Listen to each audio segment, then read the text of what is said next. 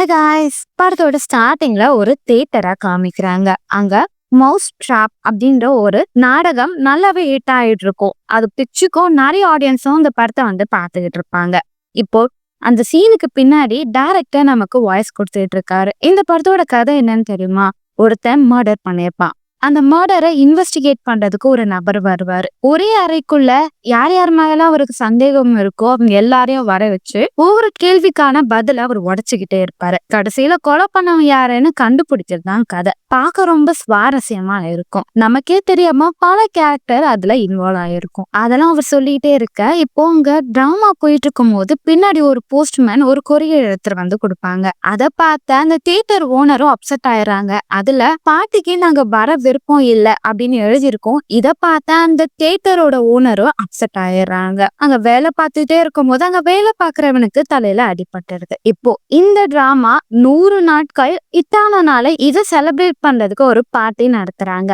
இந்த இடத்துல அந்த டிராமால நடிச்ச எல்லா ஆட்களும் வராங்க. இப்ப நமக்கு குரல் கொடுத்துட்டு இருக்க டைரக்டரும் அங்கதான் இருக்காரு. நான் ஒரு படம் எடுக்க போறேன். இந்த படத்தை ப்ரொடியூஸ் பண்ண போறவரு உல்ஃப், அவரும் இங்கதான் இருக்காரு. இந்த டிராமாவோட கதையை பிடிச்சு போன அவரு இது உடனே படமா எடுக்கணும்னு என்கிட்ட கேட்டாரு. நான் இந்த கதையை இன்னுமே அதிகமா கொண்டு போகணும்னு சொல்லி எனக்கு தேவையான ஒரு ரைட்டரை நான் சூஸ் பண்ணேன் அப்படின்னு சொல்லி ஒரு பர்சனை காமிக்கிறாரு. இவன் நல்லாதான் எழுதுவான், என்ன இவன் ஒரு மண்டை சூடு, அப்பப்ப டென்ஷன் ஆயிடுவான், நமக்கேத்த மாதிரி டைலாக் இவன் கிட்ட இருந்து வாங்குறது கொஞ்சம் கஷ்டம் தான் அப்படின்னு சொல்லி அவங்க எடுக்க போற படத்துல யார் யாரெல்லாம் நடிக்க போறாங்கன்னு ஒருத்தரா இன்ட்ரோ பண்ணுவாரு. நான் எடுக்கிற படத்துக்கு ப்ரொடியூசரு நல்ல மனுஷன் தான், ஆனா அவங்க மனைவி கொஞ்சம் டெரர் பீஸ், அவங்க அதிகமா ஜோசியத்துலலாம் நம்பிக்கை இருக்கிறவங்க அப்படின்னு சொல்ல அவங்க கணவர் மனைவி ஆடிட்டே இருக்கும்போது அவங்க மனைவி எனக்கு ஏதோ கெட்ட விஷயம் நடக்கிற மாதிரி இருக்கு அப்படின்னு பேசிக்கிட்டே இருப்பாங்க. இவ ப்ரொடியூசரை பார்த்த டைரக்டரும் வந்து சார் ஆல்மோஸ்ட் எல்லாம் ரெடி, இந்த ரைட்டர் மட்டும் கதையை கொடுத்தானா நான் சீக்கிரமா படத்தை எடுத்துருவேன்னு சொல்ல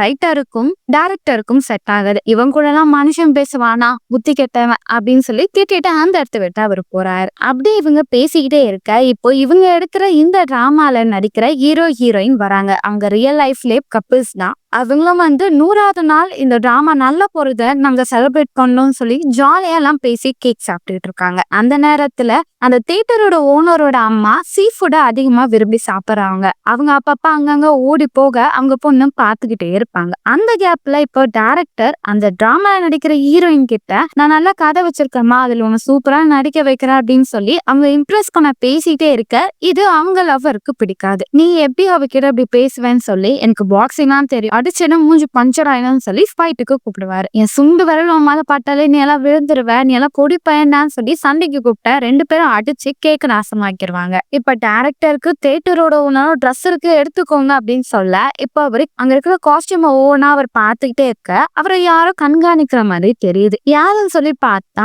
அந்த இடத்துல ஒரு டம்மி பொம்மை இருக்கும். சே நீதானா அப்படின்னு சொல்லி திரும்பி பார்த்தா அதே கெட்டப்ல ஒரு நபர் இவரை கொலை பண்ண முயற்சி பண்ணுவாரு. இதனால டைரக்டரும் தப்பிக்க முயற்சி பண்றாரு. அவன் கையிலால கழுத்தை லாக் பண்ணிடுறான். கட் பண்ணிட்டு அவர் எப்படியே தப்பிச்சு ஓடுறாரு. முன்னாடி டோர் இருக்கும். இந்த டோர் வழியா தப்பிச்சிடலான்னு ஓபன் பண்ணி பார்த்தா அது டம்மி, உள்ள ஃபுல்லா செவரா இருக்கும். இப்ப அந்த மர்டர் பண்றவன ஒரு எக்யூப்மெண்ட்டை தூக்கி அடிக்க அது என்ன இருக்குன்னு உங்களுக்கு நான் சொல்லவா வேணும், அவன் என் சோழியை முடிச்சிட்டான். இப்போ நடந்த எல்லா விஷயத்தையும் நீங்க பாத்தீங்களா, நீங்க கண்டுபிடிக்க போறீங்க இந்த நபர்கள்ல யாரு என்ன கொலை பண்ணாங்க அப்படின்னு சொல்லி எங்க அந்த படத்தோட பேரை போட்டு ஆரம்பிக்கிறாங்க. நீங்க பார்த்து கொண்டே இருப்பது வாய்ஸ் மூவி ஷார்ட்ஸ். மறக்காம சப்ஸ்கிரைப் பண்ணுங்க, அந்த பெல் ஐகானை கிளிக் பண்ணுங்க. இப்போ இந்த விஷயத்த போலீஸ் கிட்ட சொல்றாங்க. நம்ம கான்ஸ்டபிள் ஹீரோயினும் அந்த இடத்துக்கு வராங்க. அவங்க இப்பதான் டிரான்ஸ்பர் ஆகி இங்க வந்திருப்பாங்க, அதனால இந்த இடம் அவங்களுக்கு புதுசு. அது மட்டும் இல்லாம அப்பப்ப கொஞ்சம் தோணு பேசுற கேரக்டர். அவங்களும் இன்ஸ்பெக்டருக்காக வெயிட் பண்ணிட்டு இருப்பாரு. இப்போ நம்ம படத்தோட ஹீரோ அவர் தான் இன்ஸ்பெக்டர். அவர் உள்ள என்ட்ரி ஆகுறாரு. ஆனா அவர் இன்ஸ்பெக்டர்ன்ற விஷயம் ஹீரோயினுக்கு தெரியாது. அதனால தேட்டர் மூடிடுச்சு அப்புறமேட்டு வாங்க அப்படின்னு சொல்றாங்க. அவர் தட்டிட்டே இருப்பாரு. அதான் சொல்றேன் தேட்டர் மூடிடுச்சு அப்புறம் வாணும் போது அவரு காடை காமிக்க, ஐயோ இன்ஸ்பெக்டர் நீங்களா, என்ன மன்னிச்சிருங்க, நான் இப்பதான் உங்களை பாக்குறேன், எனக்கு தெரியாது அப்படின்னு சொல்லி கதவை திறக்கிற நேரத்துல மூக்க அடிச்சிடறாங்க. இவ ஆரம்பத்திலேயே மூக்க அடிக்கிறா, போக போக கால் வாரி விடாம இருந்தா நல்லது அப்படின்னு சொல்லிட்டு அவர் உள்ள வராரு. பலவலன்னு ஹீரோயின் பேசிட்டே இருக்காங்க. அப்போ இப்போ ஒரு படம் எடுக்கக்கூடிய டைரக்டர் இறந்துட்டாரு அப்படின்னு சொல்ல அவங்க அந்த ஸ்பாட்டுக்கு போறாங்க. கீழே இருக்கிற ஓப்பன் தியேட்டர்ல அந்த பார்ட்டில அட்டென்ட் பண்ண எல்லாமே இருக்காங்க. அப்போ ஸ்டேஜ் மேல அந்த நபரோட உடல் இருக்கும். இதை யாரு இங்க வச்சாங்க அப்படின்னு ஹீரோயின் கிட்ட கேட்க, சார் இவரை ட்ரெஸ்ஸிங் ரூம்ல தான் அடிச்சு மர்டர் பண்ணிருக்காங்க. அதுக்கடுத்து இவர் பேசுற மாதிரி பாக்கணும்னு சொல்லி இங்க உட்கார வச்சிருக்காங்க சார் அப்படின்னு சொல்ல எல்லா விஷயத்தையும் அவர் பார்த்துக்கிட்டு இருப்பாரு. அவரோட தலையில இரும்பால வேகமா அடிச்சிருக்காங்க. அதனால அந்த மனுஷன் இறந்துட்டான்னு சொல்ல எந்த இடத்துல விபத்து ஆரம்பிச்சதோ அங்க போய் பார்க்கணும்னு சொல்லி அந்த காஸ்டியூம் ரூமுக்கு போறாங்க. அங்க எல்லாமே உடஞ்சு கிடக்கும். அங்க அதெல்லாம் பார்த்துக்கிட்டே இருக்க சரி இவர் எதுக்கு இங்க வந்தாருன்னும் போது பார்ட்டி ஹாலுக்கு கூட்டிட்டு போறாங்க. டிராமா 100வது நாட்கள் போனனால செலிப்ரேட் பண்ணிட்டு இருந்தாங்க. அப்போ அவரு சம்பவம் பண்ணனால சண்டை போட்டு அவரு வெளியே வந்துட்டாரு. அப்பதான் அவரை எல்லாருமே பார்த்தாங்க. அதோட இறந்து போன பிறகுதான் இறந்துட்டாருன்ற விஷயம் தெரிஞ்சு எல்லாம் தியேட்டருக்கு வந்தாங்க சார். அது வரைக்கும் அவரை யாருமே பார்க்கலன்னு தான் சொல்றாங்க அப்படின்னு சொல்ல இன்ஸ்பெக்டருக்கு சந்தேகமா இருக்கு. இப்ப அந்த இறந்து போன உடலை பாக்குறாங்க. அவரோட வாய் முகத்தெல்லாம் பார்க்கும்போது நாக்கை இழுக்க ட்ரை பண்ணியிருக்காங்க அப்படின்னு சொல்லிக்கிட்டே இருக்க இப்போ அந்த தியேட்டரோட ஓனரும் வராங்க. சார் நீங்க எல்லாத்தையும் இன்வெஸ்டிகேட் பண்றீங்கன்னு தெரியுது. ஆனா எவ்வளவு நேரம் நாங்க இங்க இருக்கணும்? அது மட்டும் இல்லாம நாளைக்கு ஒரு ஷோ இருக்கு. நீங்க கொஞ்சம் இதை கேர் பண்ணீங்கன்னா நான் அதுக்கான ஒர்க் பண்ணுவேன் அப்படின்னு சொல்லிட்டு இருப்பாங்க. அது மட்டும் இல்லாம ப்ரொடியூசரும் கூடயே தான் இருப்பாங்க. ப்ரொடியூசரும் அந்த தியேட்டர் ஓனரும் சேர்ந்துதான் இந்த ப்ராஜெக்ட் பண்ணணும்னு பிளான் பண்ணிருப்பாங்க. ப்ரொடியூசரும் இல்ல இதை இழுத்து மூணா கூட நல்லதுதான், நம்ம படமா எடுத்தா படத்தை பார்க்க ஆடியன்ஸ் வருவாங்கன்னு சொல்லி அவர் வேற ஒரு மைண்ட்ல இருப்பாரு. இதுக்கு நடுவுல ஸ்டோரி ரைட்டரும் அப்ப நீங்க என்ன நினைக்கிறீங்க, யாரு கொலை பண்ணிருப்பாங்கன்னு நினைக்கிறீங்கன்னு சொல்லி அவர் எழுதின கதையெல்லாம் இவர்கிட்ட ஒப்பிச்சுக்கிட்டு இருக்க இன்ஸ்பெக்டருக்கு கடுப்பாயிரும். அவரம்மா இவங்களை யார் கொலை பண்ணாங்கன்றதை நம்ம கண்டுபிடிக்கணும். நீங்களாம் தான் இருந்தீங்க, கண்டிப்பா உங்களை வச்சுதான் நான் இவரை யார் கொலை பண்ணாங்கன்றதை கண்டுபிடிக்க முடியும். அது மட்டும் இல்லாம இந்த கேஸை நான் சீக்கிரமா முடிச்சாதான் இவரோட நிலைமை உங்களுக்கு வராம இருக்கும். ஏன்னா யார் வேணா அடுத்த கொலையை பண்ண ஆரம்பிக்கலாம் அப்படின்னு சொல்லி இன்வெஸ்டிகேஷனை ஸ்டார்ட் பண்றாரு. இப்ப ஹீரோவும் ஆபீஸ்க்கு போறாரு. அவர் ஹையர் ஆபீசரை பாக்குறாரு. அவரும் நியூஸ்ல எல்லாத்தையும் இந்த டைரக்டர் இறந்துட்டாரு, இது மர்மமான கொலைன்னு போயிட்டு இருக்கு. எனக்கு ஹெட்ல இருந்து கால் பண்ணி ப்ரெஷர் கொடுக்குறாங்க, இந்த கேஸை சீக்கிரமா முடிக்கணும். இதை கேட்ட ஹீரோவும் சரி சார் நான் முடிச்சிடறேன், ஆனா எனக்கு ஒரு டீமை கொடுங்க, இதை இன்வெஸ்டிகேட் பண்ணணும் போது டீமா உனக்கு எதுக்கு டீம், இந்த ஒரு பொண்ணு போதும், ரொம்ப ஸ்மார்ட்டா இருப்பா, உனக்கு ஹெல்ப் பண்ணுவா அப்படின்னு சொல்ல ஹீரோவும் இவங்களுக்கு மர்டரை சால்வ் பண்ணுறதுல எக்ஸ்பீரியன்ஸ் இல்லையே சார், இவங்களை வச்சு நான் எப்படி சார் சால்வ் பண்ணுவேன் போது பொண்ணுங்களால எல்லாமே பண்ண முடியும், இவளுக்கு சான்ஸ் கொடு, ட்ரெயின் பண்ண, அவ பக்காவா உனக்கு ஹெல்ப் பண்ணுவா, வேற ஆள்லாம் கிட்ட கேட்காத அப்படின்னு சொல்ல ஹீரோவும் சரி ஓகே அப்படின்னு சொல்ல ஹீரோ என்ன மன்னிச்சிருங்க சார், நேத்து நடந்த சம்பவத்தை வச்சு என்ன தப்பா நினைச்சுக்காதீங்க, நீங்க என்ன சொன்னாலும் நான் உங்களுக்கு ஹெல்ப் பண்றேன் அப்படின்னு சொல்ல சரி ஓகேமா விக்டமோட அட்ரஸ் சொல்லு, நம்ம ஒவ்வொரு விக்டமையா போய் செக் பண்ணலாம் அப்படின்னு சொல்ல இப்ப கார் எடுத்துட்டு போறாங்க. இப்ப ஃபர்ஸ்ட் அந்த டைரக்டர் தங்கியிருந்த அந்த ஹோட்டலுக்கு தான் போறாங்க. அந்த ஹோட்டலுக்கு போகும்போது அவர் இந்த ரூம் குப்பை மாதிரி இருக்கும். இதை பார்த்த இன்ஸ்பெக்டரும் இந்த ரூமை கிளீன் பண்ண மாட்டீங்களான்னு சொல்லி மேனேஜர் கிட்ட கேக்குறாங்க. சார் இங்க இருக்கிற எல்லா ரூமையும் கிளீன் பண்ணுவோம், ஆனா இந்த ரூமுக்கு மட்டும் கிளீன் பண்ண எங்க ஆள் யாருமே வரமாட்டாங்க, நான் அதிகமா காசு தரேன்னு சொன்ன கூட யாரும் வரமாட்டாங்க, ஏன்னா இந்த டைரக்டர் பண்ண சம்பவம் அப்படி சார், அவர் எப்ப பார்த்தாலும் ஏதாவது ஒரு பிரச்சனையை பண்ணுவாரு, அவருக்கு பயந்துட்டு யாருமே கிளீன் பண்ண வரமாட்டாங்க அப்படின்னு சொல்ல சரி ஏதாவது ஒரு சம்பவத்தை சொல்லுங்கன்னு சொல்லுவேன். கான்ஸ்டபிள் அதை எழுதி வச்சுக்கிறாங்க. ஒரு வாட்டி ரைட்டருக்கும் டைரக்டருக்கும் பயங்கர சண்டை வந்தது. அதுல டைரக்டர் ரைட்டரை பார்த்து உனக்கு ஒன்னும் தெரியலடா மண்ணு மாதிரி இருக்கேன்னு சொல்ல அதுக்கு கோச்சுட்டு அவங்க எழுந்த டைலாக்க கிழிச்சுட்டு அந்த இடத்த விட்டு போயிட்டாங்க. அது பெரிய சண்டையா ஆச்சு அப்படின்னு சொல்ல இதெல்லாம் கேட்ட கான்ஸ்டபிளும் அப்ப ரைட்டருக்கும் டைரக்டருக்கும் தான் பிரச்சனை, நம்ம இந்த கேஸை சீக்கிரமா முடிச்சிடலாம் சார், அவ்வளவுதான் கன்க்ளூஷன் கிடைச்சிடுச்சு, இவன் தான் இவனை கொலை பண்ணிருக்கணும்னு சொல்ல ஹீரோவும் இருமா மத்த விக்டம்லாம் நம்ம பார்க்கல, அவங்கள பார்த்தாதான் கன்ஃபார்ம் பண்ண முடியும் அப்படின்னு சொல்லி இப்ப அந்த ரைட்டரை பார்க்க போறாங்க. அந்த ரைட்டர் கூட அவரோட ரிலேட்டிவ் ஒருத்தன் இருப்பான். அவன் பேசுற மொழி யாருக்குமே புரியாது அந்த ரைட்டரை தவிர. அவன் எப்ப பார்த்தாலும் கோவமாவே பேசிட்டு இருப்பான். அது மட்டும் இல்லாம இறந்து போன விலங்குகளை பதப்படுத்தி வைக்கிற ஃபீல்டுல அவன் இருப்பான். அதெல்லாம் பத்தி ரைட்டர் இன்ஸ்பெக்டர் கிட்டையும் கான்ஸ்டபிள் கிட்டையும் சொல்லிட்டு இருப்பாங்க. இப்ப அவங்களும் அன்னைக்கு என்ன சண்டே ஆச்சு அப்படின்னு கேட்க சார் நான் ஒரு டைலாக் தான் எழுதி கொடுத்தேன், ஆனா அவன் இஷ்டத்துக்கு டைலாக மாத்த சொல்றான், எனக்கு அது செட் ஆகல, அதனால எனக்கும் உனக்கும் பயங்கரமா சண்டை வந்தது, இவன் கூட பேசிட்டு இருந்தா வேலைக்காகாதுன்னா ப்ரொடியூசரை கூட்டிட்டு வா, அவர் சொன்னாதான் நான் எல்லாமே ப்ரிப்பேர் பண்ணி தருவேன்னு சொன்னேன். 3 வாரம் கழிச்சு ப்ரொடியூசரை கூட்டிட்டு வந்தான். அவரும் இவன் சொல்றதுக்கு எல்லாத்துக்குமே ஓகேன்னு சொல்லிட்டாரு. எனக்கு என்னவோ அவர் ஏதோ பிளாக்மெயில் பண்றான், இவர் விஷயம் அவனுக்கு ஏதோ தெரிஞ்சிருக்கும் அப்படின்னு சொல்ல அது மட்டும் இல்லாம அவன் வேற ஏதோ ஒரு பொண்ணு கூட ரிலேஷன்ஷிப்ல இருந்தான், அப்பப்ப ஒழுங்கா கதையை சொல்லாம ஓடிக்கிட்டே இருப்பான் அப்படின்னு சொல்ல அந்த பொண்ணை பத்தி உங்களுக்கு தெரியுமா, அந்த பொண்ணை ஒரு வாட்டி தான் நான் பார்த்தேன், ஹோட்டல் அவங்க கூட சண்டை போட்டு வரும்போது அந்த பொண்ணை நான் எதிரில பார்த்தேன், அவங்க கையில ஒரு சின்ன பையனை கூட்டிட்டு போனாங்க, அவங்கள பார்த்த அவனும் நீ ஏன் இங்க வந்த அப்படின்னு சொல்லி சத்தமா சத்தமா கேட்டான். இது மட்டும் தான் எனக்கு தெரியும் அப்படின்னு சொல்ல இதை இவங்க நோட் பண்ணிட்டு வெளியே வராங்க. இந்த வாட்டி திரும்பவும் கான்ஸ்டபிள் சார் அப்ப அந்த பொண்ணை கண்டுபிடிச்சோம்னா நம்மளுக்கு எல்லா விஷயமும் தெரிய வரும். கண்டிப்பா அது அவனோட இல்லீகல் சைல்டா இருக்கும். நம்ம எல்லாமே ஈஸியா கண்டுபிடிச்சலாம்னும் போது ஏன்னா இவ்வளவு அவசரப்படுற, பொறுமையா நம்ம கண்டுபிடிக்கலாம். அடுத்த விக்டமோட அட்ரஸ் உனக்கு இருக்காதுன்னு நினைக்கிறேன். நீ பொறுமையா தேடு, நான் அதுக்கு ஒரு குட்டி தூக்கத்தை போறேன்னு சொல்ல ஆல்ரெடி என்கிட்ட இருக்கு சார், நம்ம போலாம் அப்படின்றத அவங்க சொல்லுவாங்க. அதே நேரம் நீங்க ப்ரொடியூசரும் அடுத்த பிலிம் பார்த்தின விஷயத்த பேசி இருக்கும் போது அவருக்கு ஒரு அசிஸ்டன்ட் இருப்பாங்க. ஆல்ரெடி இவங்க 2 பேருமே இல்லீகல் அஃபேர்ல இருப்பாங்க. எப்ப பார்த்தாலும் வேலை வேலைன்னு இருக்கீங்க, என்ன கண்டுக்கவே மாட்டேன்றீங்க அப்படின்னு சொல்லி இவங்க 2 பேரும் பேசிட்டு இருக்க இங்க இன்ஸ்பெக்டரும் கான்ஸ்டபிளும் ப்ரொடியூசரை பார்க்கணும்னு சொல்லி அவருக்காக வெயிட் பண்ணிட்டே இருப்பாங்க. அந்த டைம் லேடி கான்ஸ்டபிளும் ஹீரோ கிட்ட எனக்கு ஒரு எக்ஸாம் வருது, அதுக்காக நான் ப்ரிப்பேர் பண்ணிட்டு இருக்கேன்னு சொல்லி வளவலன்னு பேச அவர் எனக்கு கொஞ்சம் பல்லு வலிமா இரு, நான் டாக்டரை பார்த்துட்டு வரேன்னு சொல்லி போயிடுவாரு. அவங்களும் ரொம்ப நேரம் வெயிட் பண்ணிட்டே இருக்க ப்ரொடியூசர் வந்துருவாங்க. இந்த விஷயத்த இன்ஸ்பெக்டர் கிட்ட சொல்லலாம் சொல்லி பக்கத்துல இருக்க டென்டிஸ்டோட டோர் தட்ட அவரு ஒயின் ஷாப் போயிருப்பாரு. அங்க இருந்து வெளியே வருவாரு. அட பாவே மனுஷா, என்கிட்டயே போய் சொல்லிட்டு போறியா அப்படின்னு சொல்லிட்டு இப்ப ப்ரொடியூசரை பார்க்க போறாங்க. ப்ரொடியூசர் கிட்டே உங்களுக்கு அந்த டைரக்டர் பத்தி ஏதாவது விஷயம் தெரியுமா அப்படின்னு சொல்ல அவரும் எனக்கு ரொம்பலாம் தெரியாது, நான் ஒரு நல்ல படம் எடுக்கணும்னு நினைச்சேன், அப்படிதான் இந்த ஸ்டோரி எனக்கு வந்தது, இதா அவரை வச்சு எடுக்கலாம் நான் ட்ரை பண்ணேன் அப்படின்னு சொல்ல இன்ஸ்பெக்டரும் உங்களுக்கும் அவருக்கும் ஏதோ ரொம்ப க்ளோஸான விஷயம் இருக்கு போல, அவர் உங்களை ஏதாவது பிளாக்மெயில் பண்றாரா அப்படின்னு கேட்க ப்ரொடியூசரும் ஒத்துக்கிறாரு. ஒரு நாள் நானும் அசிஸ்டன்ட்டும் ஹோட்டல்ல இருக்கும் போது அவன் வந்து பார்த்துட்டான், இது அட்வான்டேஜா எடுத்து என்ன பிளாக்மெயில் பண்ண ஆரம்பிச்சிட்டான், ஆனா இதுக்கு ஒரு முடிவு கட்டணும்னு சொல்லி நான் எல்லாம் உண்மையா மனைவி கிட்ட சொல்லிட்டேன். இதை கேட்டுட்டு இவங்க வெளியே வந்துடுறாங்க. இப்ப திரும்ப கான்ஸ்டபிளும் இன்ஸ்பெக்டர் கிட்ட அப்போ இந்த ப்ரொடியூசரை டைரக்டர் பிளாக்மெயில் பண்ணனாலதான் அவரு இவனை கொலை பண்ணிட்டாரு, இதோட கதை முடிஞ்சிருச்சு சார், இதை முடிச்சிடலாம் போது இல்ல நமக்கு இன்னும் இந்த விஷயமும் டீட்டெயிலா தெரியல, ஒருவேளை டைரக்டர் இதை வச்சுதான் அவனை பிளாக்மெயில் பண்ணாங்களா இல்ல அவர்கிட்ட வேற ஏதாவது விஷயம் இருக்குமா, இவன் மட்டும்தான் இவன் கிட்ட பயந்தானா இல்ல வேற யாரெல்லாம் இவன் பிளாக்மெயில் பண்ணா நமக்கு தெரியல அப்படின்னு சொல்லி பேசிட்டே இருக்க இப்ப கான்ஸ்டபிள் சார் சார் எனக்கு தெரியும் நான் உங்க கூட வேலை பார்க்கறது உங்களுக்கு பிடிக்கல, ஆனாலும் எனக்கும் இதுல விருப்பம் இல்ல, நானும் இங்க புதுசுதான், நான் உங்களுக்கு எப்பவுமே ஹெல்ப் பண்ணதான் நினைக்கிறேன், ஆனா ஹெல்ப் பண்ற பேர்ல ஏதாவது தப்பா பண்ணிடுவேன் சொல்லிதான் நானே பயந்துகிட்டு இருக்கேன், நீங்க எனக்கு சப்போர்ட் பண்ணீங்கன்னா கண்டிப்பா உங்களுக்கு நான் ஹெல்ப் பண்ணுவேன், எனக்கு நீங்க கான்பிடன்ட் கொடுத்தாலே போதும் அப்படின்னு சொல்ல ஓகேமா அப்படின்னு சொல்ல சில விஷயத்தெல்லாம் அவங்க பாக்குறத எழுதிக்கிட்டே இருப்பாங்க. நீ எப்பவுமே எல்லாத்தையும் எழுதிக்கிட்டே இருப்பானும் போது ஆமா இம்பார்ட்டன்டான விஷயம்லாம் நான் எப்பவுமே எழுதி வச்சுப்பேன் சார். இப்ப 2 பேரும் வீட்டுக்கு போறாங்க. ஹீரோயினுக்கு ஆல்ரெடி திருமணம் ஆகி 2 குழந்தைங்க இருப்போம். அவங்க வீட்டுக்கு போய் அவங்க குழந்தைங்களோட இருக்காங்க. ஹீரோ தனியா தான் இருக்காரு. சில விஷயத்த பண்ணிட்டு அப்படியே நைட்டு தூங்கிறாரு. இப்ப அடுத்த நாள் காலையில சீனியர் ஆபீசர் இன்ஸ்பெக்டருக்காகவும் கான்ஸ்டபிளுக்காகவும் வெயிட் பண்ணுவாங்க. கான்ஸ்டபிள் அங்க வெயிட் பண்ணிட்டு இருப்பாங்க. ஆனா இன்ஸ்பெக்டர் வந்திருக்கே மாட்டாங்க. இப்ப சீனியர் ஆபீசர் எங்க இன்ஸ்பெக்டர் அப்படின்னு கேட்க அவருக்கு ஹெல்ப் பண்ணா சொல்லி இவங்களும் அவர் பல்லு வலின்னு சொன்னாரு, அதனால மார்னிங் செக்அப்க்கு போயிருக்காருன்னும் போது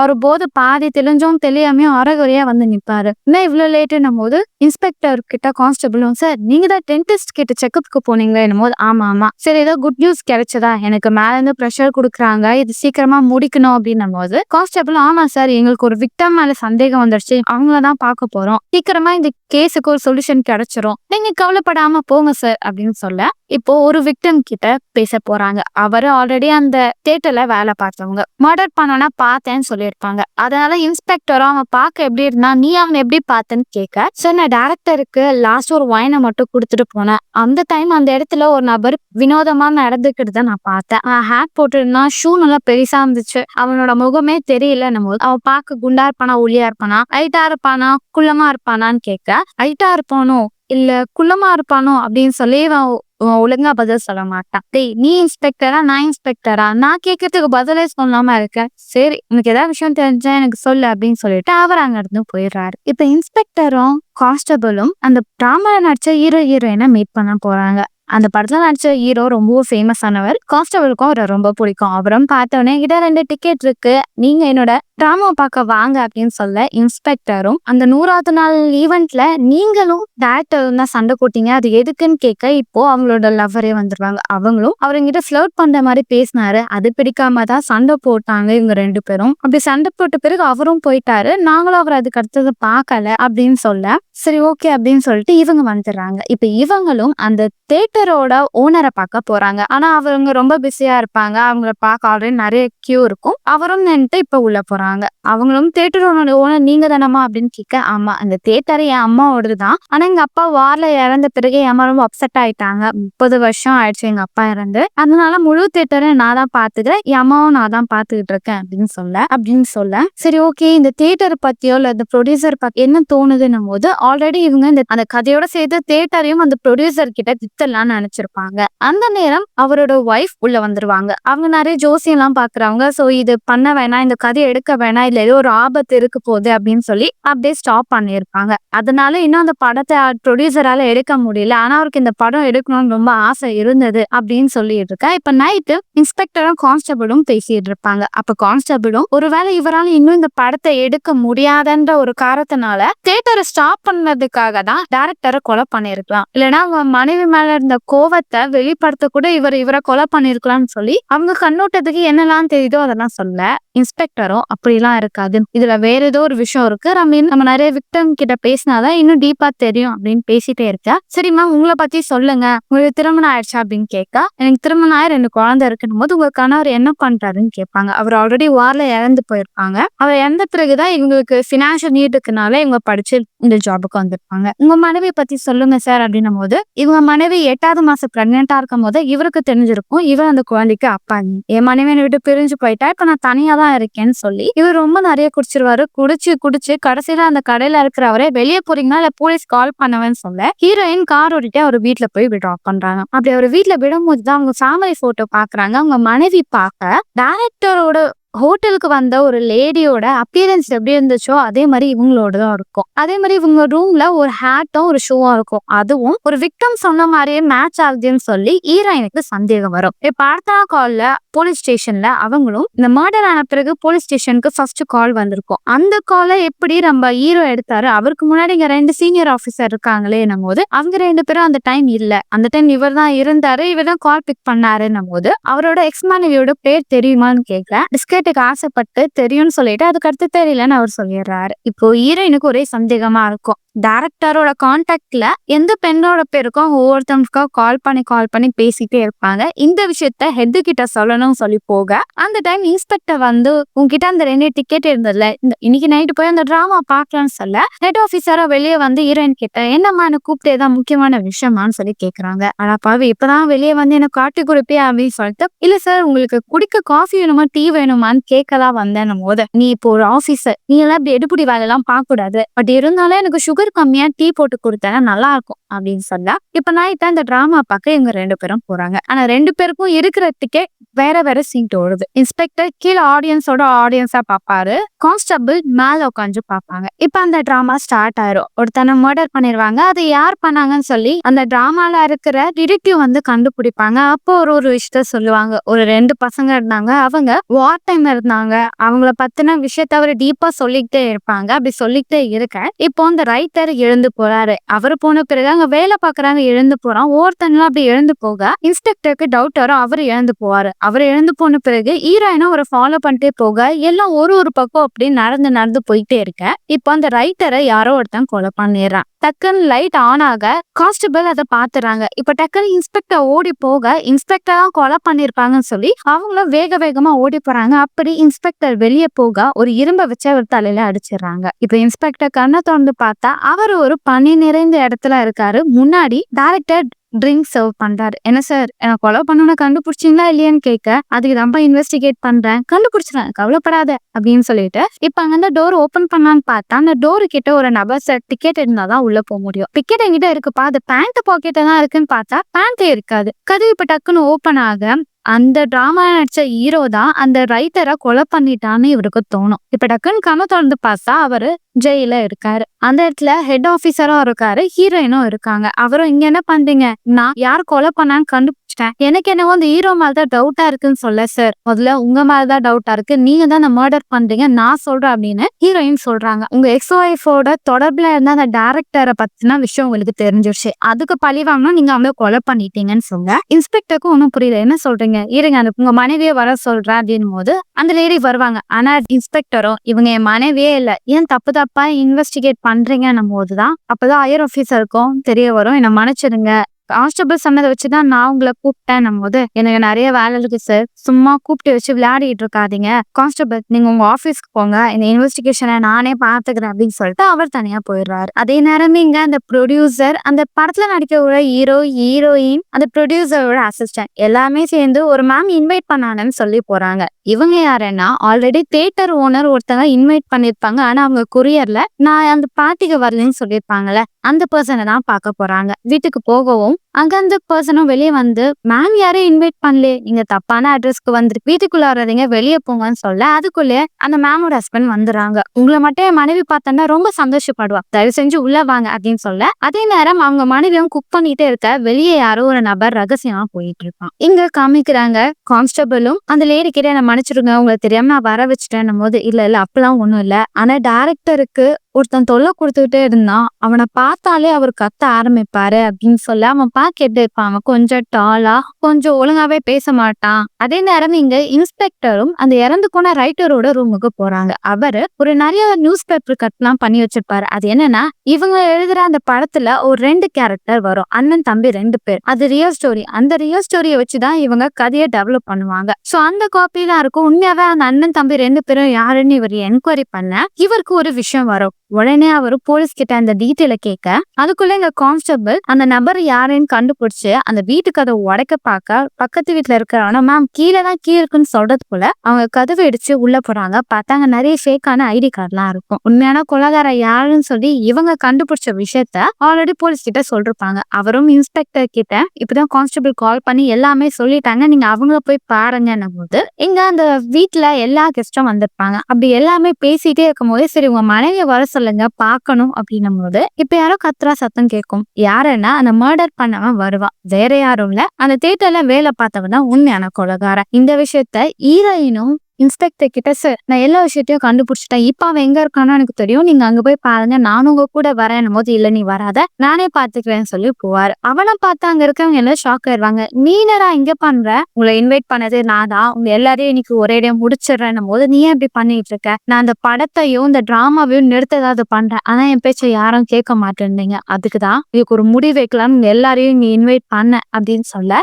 அந்த படத்தை நடிக்கிற ஹீரோவோ டே அந்த படத்துல இருக்கிற கதைனால நீ எமோஷனல் ஆகி இப்படி பண்ற, இதெல்லாம் ஒரு விஷயம் இல்ல, இது விட்டு தள்ளணும் போது அது ஒன்னும் உன் கதை இல்ல, அது ஏன் கதை அப்படின்னு சொல்லி அவன் ஒரு பிளாஷ்பேக்க சொல்றான். இவனோட தம்பிக்கு 6 வயசு இருக்கும் போது அவன் இறந்துட்டான். அவன் இறந்த பிறகு நிறைய நியூஸ் பேப்பர்ல அந்த பசங்களுக்கு ஹெல்ப் பண்ணணும் நிறைய நியூஸ் பேப்பர்ல போட்டாங்க. ஆனா என் தம்பி இழப்புக்கு எனக்கு ஒரு நீதியே கிடைக்கல. கடைசியில என் தம்பியோட கதையை வச்சு டிராமா எடுத்தாங்க, அதை பார்க்க நான் ரொம்ப ஆர்வமா இருக்கேன். ஆனா இந்த கதையை எழுதின அகேண்டான்றவங்க தான் இப்போ இவங்க இருக்கிற இந்த வீட்டோட ஓனர். அவங்க தான் இந்த கதையை அந்த தியேட்டர்ல எழுதி கொடுத்திருப்பாங்க. அதை வச்சுதான் இந்த கதையை எடுத்திருப்பாங்க. அந்த கதையை பார்த்து இன்ஸ்பயர் ஆயிதான் ப்ரொடியூசர் வேற ஒரு டைரக்டரை இதே கதையை கொஞ்சம் பில்டப் பண்ணி எழுத சொல்லியிருப்பாரு. அவதான் இந்த கதையை கேவலமா எழுதிட்டா, என் தம்பியை தப்பா போட்டிருக்கா, என் தம்பி இறந்துட்டான், ஆத்மா கூட இந்த கதையை கேட்டு சாந்தி ஆகாது, அதனாலதான் இந்த கதையை நான் நிறுத்தணும்னு நினைச்சேன். அதுக்குதான் இந்த கதையில யாரெல்லாம் இன்வால்வ் ஆகுறாங்க ஒவ்வொருத்தங்க மர்டர் பண்ண, அப்பயாவது இந்த கதை நிறுத்துவாங்கன்னு நினைச்சேன். ஆனா அடுத்து இந்த கதையை இன்னும் டெவலப் பண்ணணும்னா நீங்க நினைச்சீங்க. அந்த பிளே ரைட்டர் கூட இந்த கதையை நான் இன்னும் அதிகமா எழுத போறேன்னு சொன்னான். ஆனா அதான் அன்னைக்கு அவனை போட்டு தள்ளினேன்.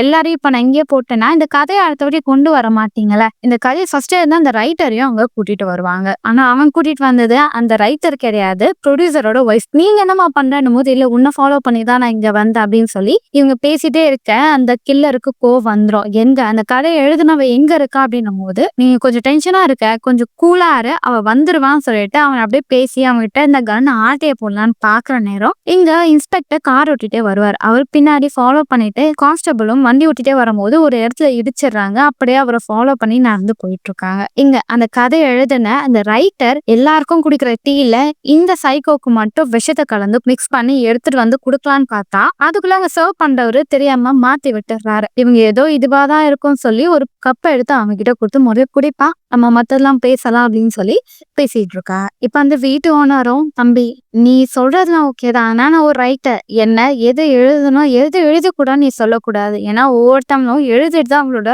தனிப்பட்ட உரிமை. அதனால நீ சொல்ற மாதிரி நான் கதையெல்லாம் மாத்த போறதில்ல. முதல்ல நீ டீ குடிப்பான்னு சொல்ல, அவனும் டீ குடிக்க சர்வ் பண்றவரு மயக்க போட்டு விழுந்துருவாரு. ஏன்னா அந்த பாய்சன் இருக்கிற டீ அவரை தான் குடிச்சிருப்பாரு. இது பார்த்தா இந்த கில்லர் அலர்ட் ஆயிருவான். ஏய் கிளவி, எனக்கே விஷம் வச்சு கொள்ளான்னு பாத்தியா அப்படின்னு சொல்லிட்டு அவங்க புடிச்சிட்டு அவங்க ஹஸ்பண்ட் அடிச்சுட்டு அவங்கள கொலை பண்ண பார்க்க இப்ப இன்ஸ்பெக்டர் உள்ள வந்துடுறாரு. அதே நேரம் டிராமால ஹீரோயினா நடிச்சவங்க ஒரு வைன் எடுக்கிறாங்க. அவங்க பாய் ஃப்ரெண்டும் இந்த நேரமாமா குடிப்ப, யோ உரமாப்போ அப்படின்னு சொல்லி அதுல பாம் மாதிரி ரெடி பண்ணி அந்த கில்லர் பக்கம் தூக்கி போட்டுருவாங்க. அவன் பயந்து அந்த லேடியை விட அவங்க ஒதுங்கி போக இன்ஸ்பெக்டரும் கில்லரும் ஆப்போசிட்ல இருப்பாரு. அப்ப அந்த கில்லர் அவனை ஷூட் பண்ண ட்ரை பண்ண அதே நேரம் நீங்க கான்ஸ்டபிள் வேகமா ஓடி வந்து ஹீரோவை தள்ளி விட்டுருவாங்க. இப்ப அந்த பாட்டியோ ஒரு பெரிய இரும்பு எடுத்துட்டு வந்து அந்த கில்லரோட தலையில அடிச்சு சாகடா சாகடான்னு சொல்ல அவங்க ஹஸ்பண்டும் அவன் செத்துட்டான் போதும் விடுமா அப்படின்னு சொல்லுவாங்க. இப்ப கான்ஸ்டபிளும் மயக்கத்துல இருக்க இன்ஸ்பெக்டரும் உனக்கு இன்னும் 1 மாசத்துல எக்ஸாம் இருக்குமா, கவலைப்படாத எல்லாம் சரியாயிரும், நான் உன்னை உடனே ஹாஸ்பிட்டல் கூட்டிட்டு போறேன். நான் நினைச்ச மாதிரி நீ ரொம்ப பிரில்லியன்டான பொண்ணுதான், உன் மேல எனக்கு இன்னுமே மரியாதையும் நம்பிக்கையும் அதிகமாயிடுச்சு அப்படின்னு சொல்லிட்டே இருக்கேன். கான்ஸ்டபிளா சார்